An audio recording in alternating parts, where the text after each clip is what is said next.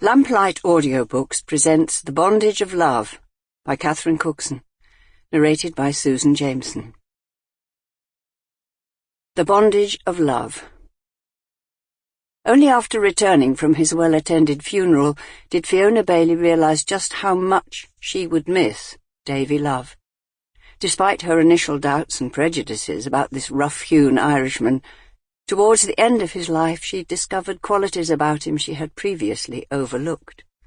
Above all, it was his inherent kindness that she'd failed to discern when she and her husband had first met Davey, and his wayward son, Sammy.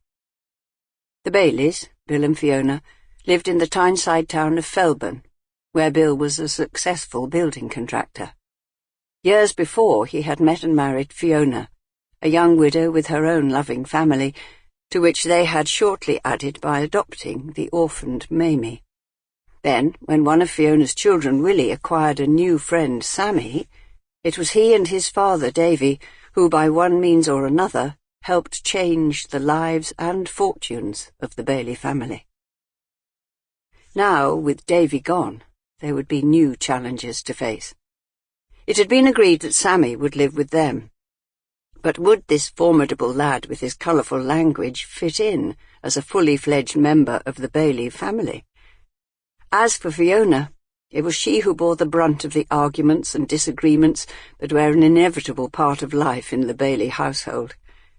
Whatever life had in store, however, she knew she could always rely on Bill, that rock of a man with a rough tongue and edges, but with a heart of gold.